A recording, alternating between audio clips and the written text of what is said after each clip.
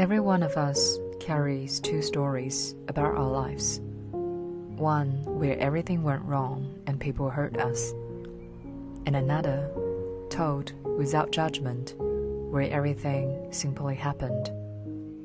Peace isn't found in having a perfect life. Peace is found in choosing a gentler story. Hi, my name is Fery, and welcome to Healing Journey with Fery Qiu. This podcast is a space for real, honest healing stories, my own and those shared by ordinary people. Stories that may awaken something within you and remind you that your journey matters. Thank you for being here. Hi, this is Fery, and so I finally come back with another episode for Healing Journey with Fery Qiu, and I was supposed to uploading this episode as soon as I come back from China. But yeah, it was just a lot, and there's a lot happening in that journey, and both psychologically and spiritually, and everything happened in a very profound way. So therefore, I kind of took some time for me to actually settling and integrating what's been happening in that journey. So after 6 months, and then here we are, and finally I feel like it is time now, and for me to share what happened and what I have learned from that journey. It was really interesting. So this is not going to just be talking about just healing and all that, because also I feel like there's also some sort of cultural perspective and how I changed my mind after 7 years not coming home. There's a lot of things shifted in me, which leading me to where recently I was doing some transitioning. I was thinking who I am as a person, as who I want to putting out there, and what I'm creating in this world.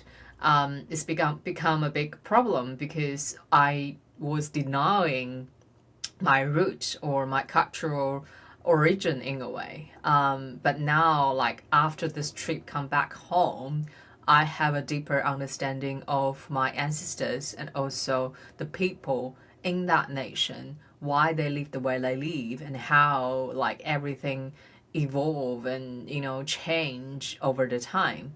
So I'll get into it. And so basically today I'm just gonna share my journey after 7 years stay in New Zealand and then back home, how that shift my perspective towards everything pretty much. And I just literally feel like I had another identity crisis after I coming back. It was really ironically what happened 7 years ago when I left that country, and now it's kind of reversed. Yeah, so just give you a little bit of background. And so I left to China in 2018. So I was born and raised in China, and I had my life get a good job, get a good university, and all that typical normal expectation how life's supposed to be. I was in that climbing the ladders and materialism and those kind of way of living. And still the same in China, still that's how things are. But there's something shifted in the collective consciousness, and also something shifted in me after 7 years away from that, where I'm coming from. And then I noticed things starting to, make sense. Yeah, so 7 years ago, I was in depression, and I quit my job and break up with my boyfriend at that time, and then come back to where, to my hometown, and because I was working for Shanghai for 4 years, and then big city and fast-paced life. And as I reached a point, I couldn't handle this anymore, because I don't know what's the meaning of life, and I just keep working and working and get money, get house, get married, and what's the point in life, right? So I reached a point I was burned out by my job, even though that job was my dream job in a way. Basically, I get paid to travel, but also is incredibly demanding in a way. So I have to be 24/7 available. and in case there's something emergency I need to deal with when people are traveling. So in that way, so I basically, my lifestyle was too fast and I was burning out, even though I was doing something I really, really love. But also, there's something within me, feel like this is not how life's supposed to be. And this is not who I am. I was totally being someone, like my parents wanted, the society expected. And also there's a lot of things happening along that time. And also I reconnected with one of my friends from Taiwan. And there's a lot of like political view that planting a seed in my mind, which also made me made a decision of like I need to get out of here first. I want to see the world. I want to find who I am. And that's when I starting to make the decision saying, hey, like this part of my world at the moment doesn't work. And also which my parents doesn't understand what depression means. They basically just said, oh, why you don't just hang out with your friend? Why you just, this kind of thing. They don't understand because it's not exist in that part of the world. Therefore, I just say, hey, I have to go. I need to have some space. I feel like I left with a wounded little girl and who is looking for who she is and where she's heading. And and then after the 7 years in New Zealand, which literally opened like every single door for me for spirituality, for like work-life balance, and for like finding who I am finally, right? But which is interesting, like the reason why it caused me to leave now is also another reason why like pull me back. And if 7 years ago, if I tell you like during this 7 years, I think a lot of people know me, I would say I will never go back to China, and for like a lot of reasons, right? But after this trip, I totally changed my perspective. I will tell you why. But this is just something how shocking that was for me, right? So before I went back, and there's like a lot building up towards that. And because I don't have a really close relationship with my parents, because I feel like I was still in that wounded place. I was the little girl, and like feel like never being like invested in her dreams and always need to go on her own, and no one actually cared about her emotional well-being in a way. And I feel like I was a tool for them to change their life, but I wasn't being treated as a human being and with dreams, with things I like, So it was from a very wounded place. So that's why this past 7 years, I wasn't really trying to keep in contact with them, because I feel like every time when I talk to them and I get triggered, and then I just feel like I was unloved and uncared for and all that, And of course, after this 7 years, I went through my healing journey, spiritual journey. The more like work I have done within myself, the more I understand now it is a time for me to actually repair and to applying what I have learned over the years for the healing of myself, and also healing for my parents, and also the healing for the whole lineage. And there's another thing behind this as well, because I think before all this, the building up is also it's kind of like the calling from the ancestors. I can feel them. I can feel they just like energetically pulling me back to reconnecting with my root. So therefore, I had a really big expectation. Oh, maybe this time I might just go back home, and I really learned a lot about the what our ancestors trying to pass down to me. So I was trying to connecting with my grandma's lineage and see, hey, where things are, and then if there's something still left, and I can, pass it on, learn from it. So that's my expectation, that's my intention for this trip. And also, of course, I knew it's like a big healing journey. I was kind of like a little bit resistant, because I feel like I knew my little girl still wasn't really feel safe with my parents. But of course, I've got the tools, and I say, hey, it's okay, and I've got it now, right? So when I get back, and also the massive thing I thought was going to be happening on the land. Of course, there's a lot of things happening over there as well. But the bigger things, like on the plane, I was sleeping but also not sleeping. I still have my consciousness. I feel like I was going through a portal of timeline collapsing. I literally saw like all the memories that I had with my parents and like as a child with my friend and old friend, all that. It's just like watching a movie and just like one by one collapsing in front of me. And therefore, there's a lot of emotion coming through. Before I thought, oh, this is all right. I feel like I had dealt with it. But so much emotions. I cried and cried and cried pretty much during the whole trip. Yeah. So yeah, that was surprising for me. So I was like, oh my God, this is interesting. I haven't really even started this journey just yet. And then all that tears and just coming out of me. And I was like, okay, this is really potent time for me to actually refacing the old connections with a new version of me.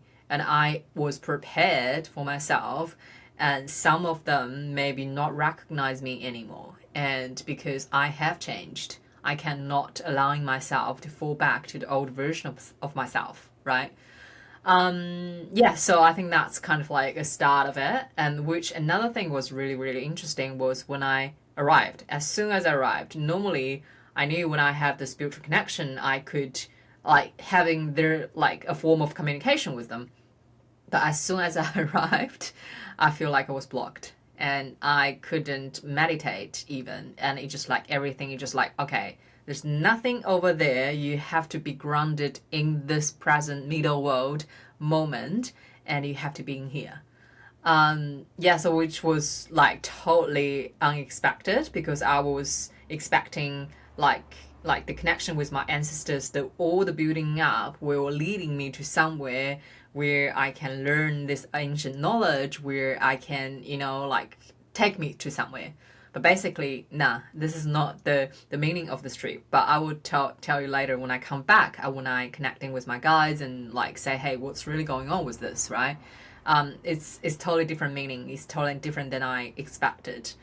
Yeah, so yeah, when I arrived, because I was shocked, like, there's a lot of things I shocked, basically. I feel like I had a reverse cultural shock in a way, because my memory still stays in 7 years ago, stays in what I believed in 7 years ago. So I don't have any, like even, yeah, I think that's another thing I want to talking about. That's something I feel like when you immersed yourself in one culture and in one like consciousness, So for example, in New Zealand, we have certain culture, we have certain belief system, we have certain thought form, right? So that therefore unconsciously we're absorbing that and how we believe and how we things and how we do things, right? Or basically your belief system will affected by the collective consciousness surrounding you, no matter you choose it or not. And I can see or feel that so strongly, like how I think and what I believe is totally kind of like there's no filter, just like unfiltered through by all the mass consciousness around you, right? Yeah, so when I come back, because my thought and also I was kind of like westernized a lot, and there's like a lot of belief, like Western people believe in China and believe in how Chinese people are supposed to be. It's kind of like unconsciously I was absorbed in that as well. Therefore, when I come back, I just feel like I realize, I think there's one story I want to share, what I'm saying, like how we absorbing like the culture, like the collective consciousness as, like even it's not your choice, it just sucked in you, right? So I remember I was working with my dad and there's a guy and who basically he was doing his job basically. So there's like a little house, sort of, I don't know, a little house in mid of the road basically. And I think all his job is actually just standing like sitting in that house and watching the traffic and then see if anything need help and need, like just watching, like a watcher of the road, or kind of this kind of job is interesting, right?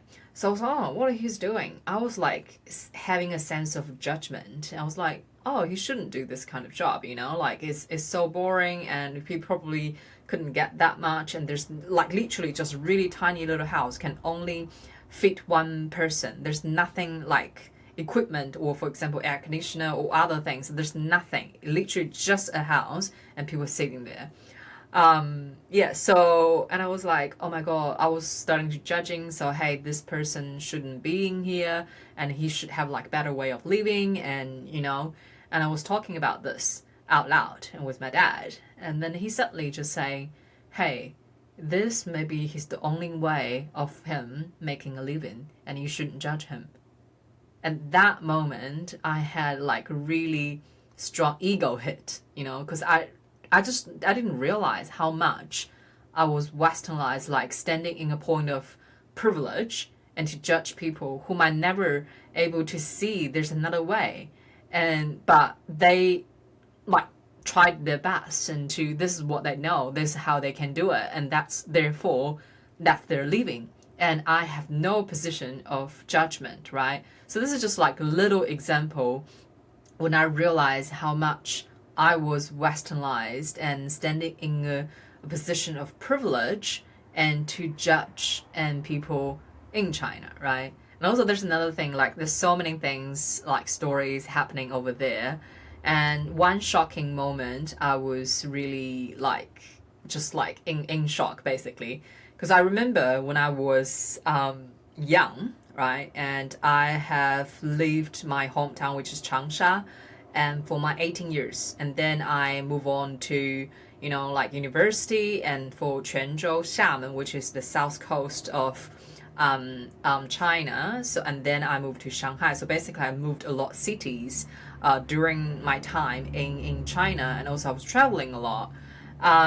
Yeah, so I remember in general, right? So like China is not a safe place when I was there, because I remember especially in my hometown, and like I always need to kind of like protecting myself, and all the belongings has to belongs to me, and I need to always be worried about like, okay, I need to see if there's someone stalking to me or something like that, right?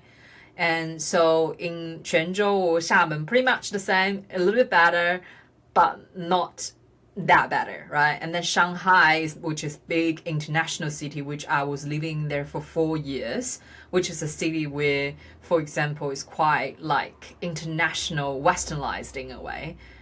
So therefore, compared to my hometown, it's a little bit safer, but also it wasn't really, So that's one thing. When I come back, and I went out with one of my friends, we just kind of like hang out with my old friend. So we went to the busiest street, like a Cuba Street in Wellington, if you would say.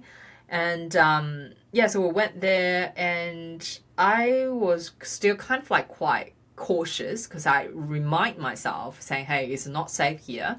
So I have to be really careful about my belongings, and like need to be like aware of like if there any like pocket sift anywhere. So yes, I was really kind of like on edge in a way.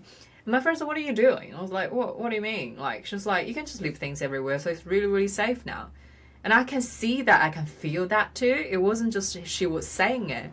I would just see people very, very, very relaxed, and people just, okay, just leave, for example, your luggage somewhere, and no one actually will just go grab it. You know what I mean? And a lot of people are saying, hey, the surveillance, because it's super, super strong, right? So everywhere. So that's why. But also, and then when I really looking at it, I was like, yes, I was actually even being pissed off by this, because all the surveillance things. And also when you're living in the West, this become a massive issue for people to judge. Say, oh, because you'll be monitored every anytime, anywhere.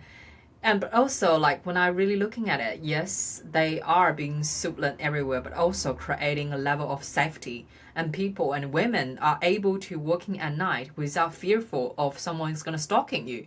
And also, if something happened, and police will do something about it, and it will like taking care of like, okay, see the camera, see who is that, and it will chase it up.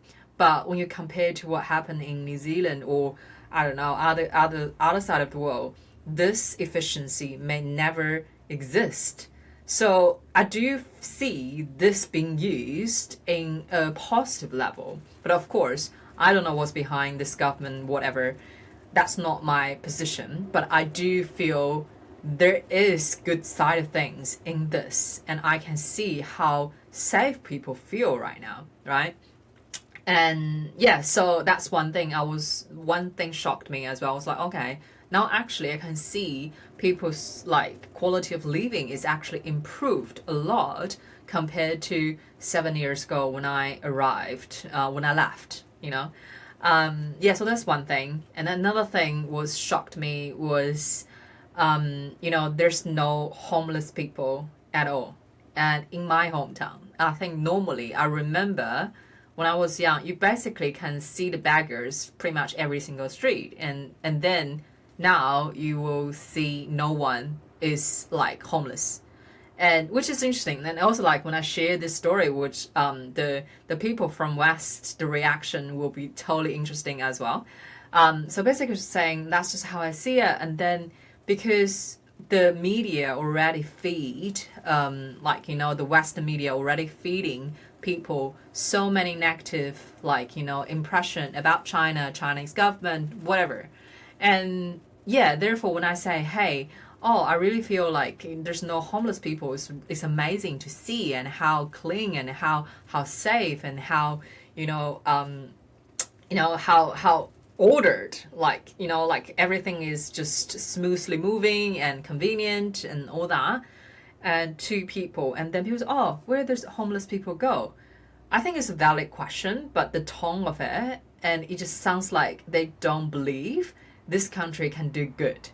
It's like you can sense that, like, sense of like, oh, when you say something, when you hear something really bad about a country, but some people maybe never being able to being there because all the information you was being feeding, and therefore you don't even believe they can do good things. So yeah, that was a aha moment for me. I was like, oh, actually, subconsciously, I was also being feeding all of this, which causing me saying, hey, I will never go back because it's so bad in that country. It could anything, like we don't have freedom of speech, we don't have, all of this. But when I really looking at it, really feeling into it this time, I was like, the freedom, like for example the Chinese people wanted is totally different than the freedom the Western wanted. So yeah, and then I starting to feel, for example, I think that's where the ancestor connection coming through, and then I started to see it totally different way. So before, even for me, I would judge, for example, my mom, like she grew up in a very poor family, and like they couldn't even put food on the table, and she's the oldest, the daughter, and so she basically taking care of the kids and also do all that. She's never able to having her dreams, and she never able to get educated. And even though, like, when I looking at their life, they are actually living in a really decent life. They don't need to pay, the house, like the rates here, or property tax. No, there's nothing existing in China. The only thing they need to pay is like, the power and the water, and that's it. And that's for the whole house. They own the house now. So they get a pension, so they live in a really good life because the food is affordable and everything is accessible and everything is convenient. So they basically like just can traveling around and just like hang out with friends. And even though financially they live in abundant life, but I can see in the little things, and she's still like that kind of like the scarcity mindset, always want to be the first and always want to, jump in the queue and doesn't want to wait, because they feel like if they missed out, they don't have anymore, So that like energy, that like fight and freeze mode still exists in so many, especially in my parents' generations, especially they're going through all of this, right? So, and then when I really looking at it, like for example, I often hear people from West, from Europe, from New Zealand, were judging, oh, this Chinese lady like really really loud, and this like they're doing all that. But when I really looking at it, and I was like, yes, this behavior can be really annoying and can be really, rude in a way. But also when you're really looking at it, and in Chinese history, we are very close to those war. It's only 100 years ago. It's not that far. And being invaded by other countries, by European, Western countries, and like they're still recover from that war for the last decade and trying to rebuild, trying to strengthen themselves, trying to like, okay, I won't be bullied again. So that's really deep in Chinese people. And also as a nation, it doesn't matter and who is governed this country, but there's a spirit, there's a land spirit in this country is saying, hey, we are still recovering, we won't be powerful, therefore we won't be bullied again. And also that scarcity mindset is still really kind of like really imprint in the DNA. Like I can see not just only my mom, like all the people kind of like going through their generation, they still carry that. And we like when people from the West in the Europe, in Western, like I was like having an aha moment the other day. I was like, yes, like we shouldn't, especially when people live in the privilege, and should not judge people who going through and still, like having that really big impact under the impact of generational trauma. And yes, I was like, when you're really looking at it, all the privilege and the Western enjoys is actually under generational suffering from the global South and the East. Yeah. And also now because the whole world is dominant by, the Western culture, dominant by, the Western like way of thinking. And then therefore it's kind of like they're in a higher point of view to judging people. They're uncivilized, they're undeveloped, This is all the thing you can hear from. And then when I'm really looking at it, really feeling into it, I think that's where like even get myself angry in a way as well, as if my ancestors standing behind me saying, hey, like now you're being westernized by people colonize you guys, and then you need to understand what's really going on behind all those, just a reflection in the surface. There's more behind the scene, right? So yeah, and that's where I starting to understand, okay, like why, like when people in the privilege, we should not judging people like we didn't have the really like exact same starting point, right?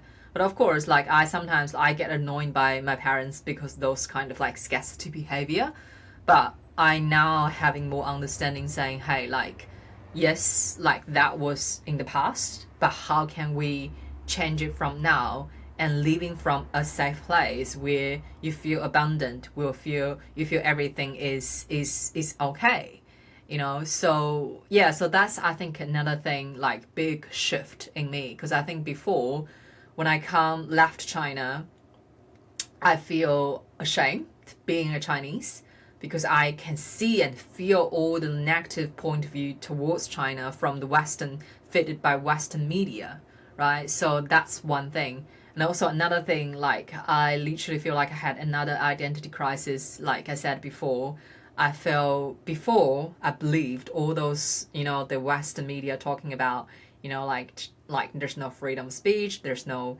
yeah, that's another thing, freedom of speech. Like when you really looking at the Chinese history, if you're really close to those war, famine, starvation, like, cultural revolution, all those stuff, yeah, so like therefore the freedom for Chinese people is never about freedom of speech, it's about freedom from chaos. So therefore the freedom, the emphasis of the freedom is different. And then when I come like really get myself immersed with Western culture, I do appreciate the freedom of speech, but also I do not agree with that's how everything supposed to be.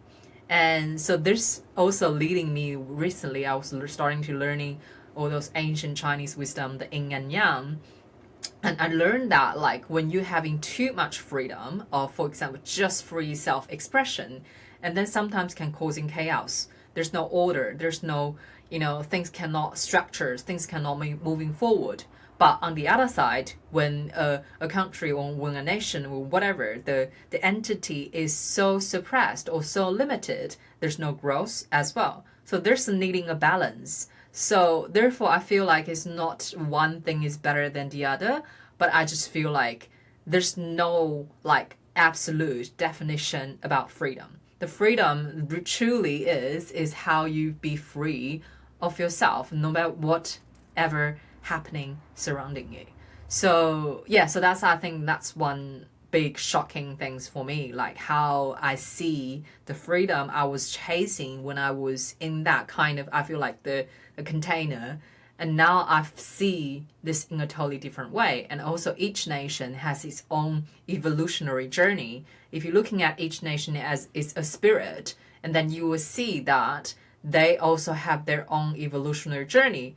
And of course, there's no one can walking this journey for them. And in China, we have 5,000 years history, civilizations. And it's really bizarre to looking at other Western country only have like 200 years old, like starting to like dominant. And yeah, that's also like something like now I experience it myself. And I feel like now I understand why like the external things happen in the way it's supposed to be. Yeah, so I think that's just kind of like one thing like really shocking me in a way. And also like when I left, I basically feel like, okay, there's so much propaganda like back home, and therefore I want to like go to somewhere free, go to somewhere, you really feel like you have your freedom of speech and all that. But now when I come back, which is really, really, really interesting timing, when the date I came back, it was exactly, US-Iran war happening. And that leading me to a bigger and deeper reflection of what I have believed in, what I have fed myself in those both kind of propaganda, and what is the truth, So that's leading a massive, like another identity crisis, saying, hey, what I believed in before wasn't 100% true as well. The reason why pushed me to leave the country also wasn't 100% true.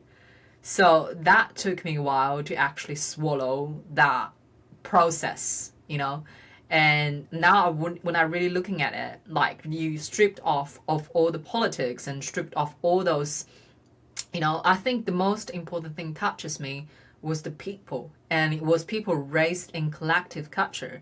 So for example, like I maybe expressed before, like when I was in this last 7 years in New Zealand, I wasn't really feel like I find my own community, because I feel like there's a sense of like individualism, and people not really like, people mind their own business, which is a great thing, but also there's no sense of like we're coming together, we're contributing to something, the tribal, the village life, right?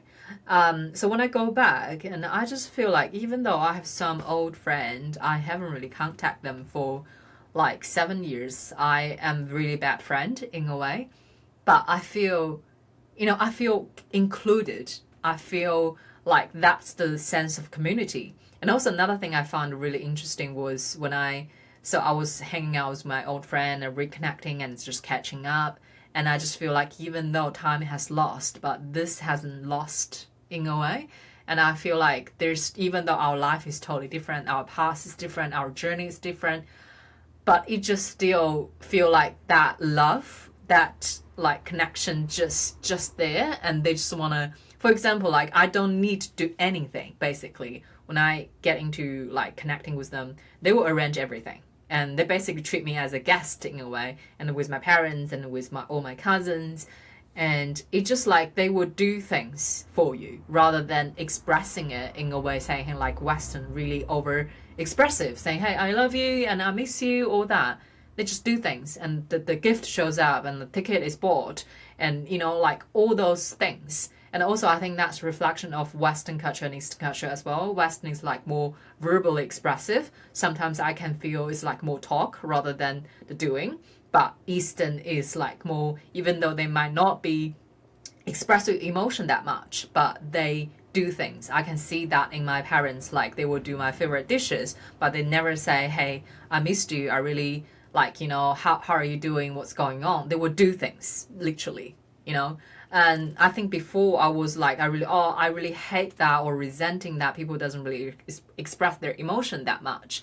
But also now I starting to more appreciate that because action is louder than words, right? And yeah, I think that also I feel like I carry that with me as well. I do things rather than, but also now I starting to also express more because I do feel like that's a nice balance.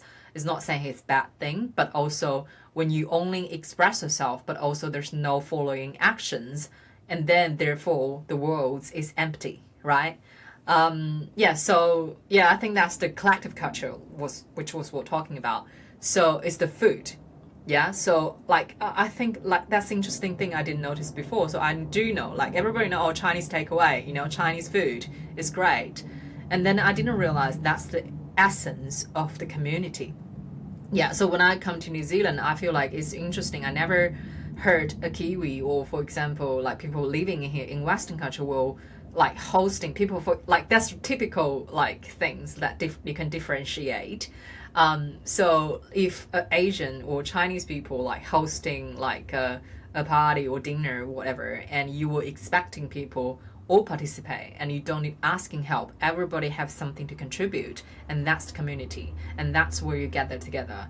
But I often see like when people raised in Western or white culture, and if you gathering together, you were expecting hosts to do everything. You just come sit and enjoy, even though you can see they're really really busy. And that's the things I kind of like frustrated and also like really don't like that much, because I feel like that's kind of like you see people is busy and you need to step in, you know. But yeah, I think that's big because when you're raised in collective culture, that's common sense. But when you're raised in a individualist culture, and that's not a common sense. But of course, I don't want to be a generalizational in here, because I do know in some of the European like traditions, they do have really strong community-based village life. But I'm just saying, hey, in general, what I experience in modern Americanized Western culture, the individualism can be really obvious in like daily life. Yeah.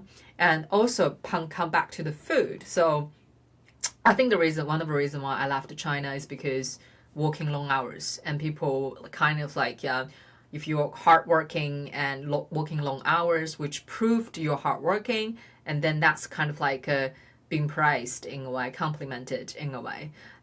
So therefore, I was like, that's not something I feel like I want to do, because my life is not just working, and there's much more things you can appreciate in life. So which is great thing in New Zealand, because that's life balance, and I think you can't not find anywhere in the world really value this work-life balance. Maybe you do, but I don't know. I think that's the one what I can see, right? And so, but the one thing I found interesting, yes, everybody working really, really long hours, and pretty much you can see everybody's burnout in a way. But one thing is interesting, because all the restaurant and everything is open until 10, pretty much. And so you have so many things you can do. And most people and are willing to even queue up for 2 hours for a good restaurant. And people finish work, they really want to let the stress out, and they're connecting through gathering and eating food together. And you feel that like aliveness, because like when you compare to New Zealand, it's basically after 7 o'clock, only maybe the pub, maybe the liquor store is open, but other than that, nothing is open. And so you basically, the only thing you can do is go back home. That yes, you say, hey, spend time with your family, but in the truth is, most people maybe just watching TV. There's nothing actually you can do together to connecting together.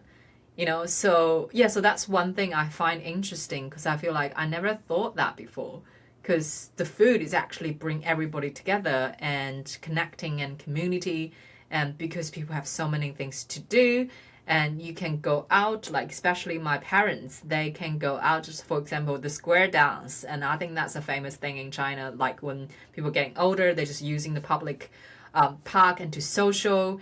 And you don't need to pay for things to do these things. You just go out and then just can hang out with people everywhere. And it doesn't necessarily need to be drinking. And it just totally different. You feel the aliveness. You feel the community is everywhere.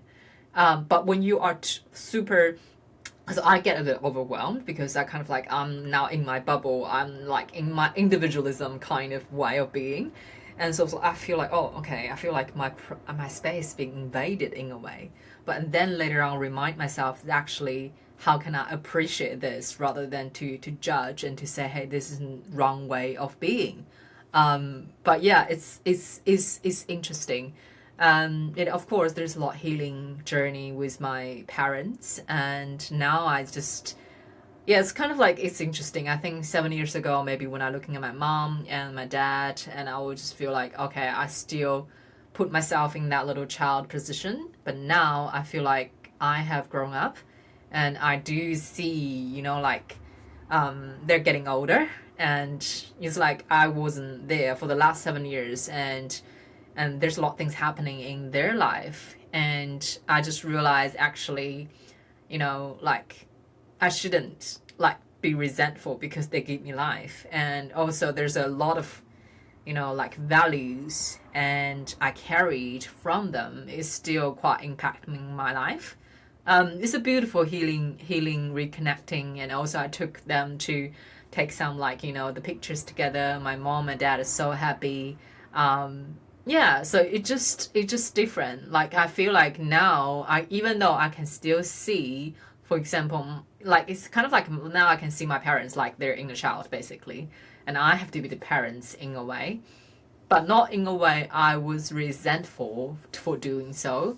It's just purely I understand like like what they're going through. And sometimes I just feel like instead of judging, rather than having that curiosity to say, hey, what's going on, or starting to reteaching them like your boundaries. Because I think before I was thinking maybe like because they still treat me as a kid, and that therefore I don't have my voice, therefore I couldn't, but now I realize they actually listen to me. They actually like, oh, seeing, hey, if this is something I don't like, they won't cross my boundaries.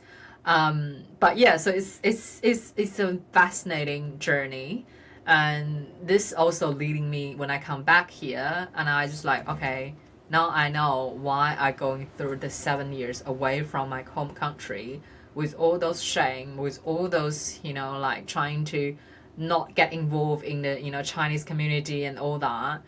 And then I realized why. And it's because I wasn't really grounded. I don't know who I am. And I was listening to all those, the media feeding you, no matter it's Chinese propaganda or Western propaganda. I don't know what to listen to.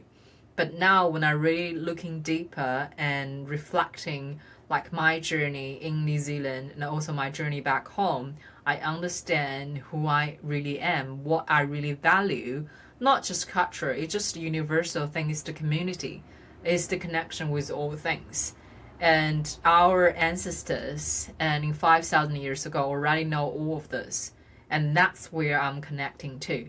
It's not the government, it's not anything like the capitalism influence we all being penetrated in. It's those slow way of living, the connection with the nature, the connection with all beings. And it's the yin and yang, it's the finding balance. It's all of that. And yeah, so I think that's kind of like, it was interesting to leading me to this, because I was before, like I was going through, if you know my journey, like I start with tarot and all that healing journey, the spiritual awakening and totally shamanic healing and all those. And those are beautiful and great in a way. But now I feel like I was way more grounded than before, saying, hey, I want reconnecting with my root. And that's where the wisdom is. And not necessarily as a practitioner or just doing one modality, because in the end of the day everything is connected, and it's just like using different language and to help people to understand, to help people to reconnect. But once you have a system of work, and you will understand, like when we come to this journey, we carried a mission, and each part of our journey will leading and to who you are or who you're becoming. And for me, I just feel like I have to going through those constant letting go of who I thought I was and to be who I wish to be. And now it's like more than louder and clear is that I want taking people open the door to the West, to reconnecting with the East wisdom. I don't know where that lead me just yet, but this is the healing journey just started. Yeah, so I think that's my sharing for today.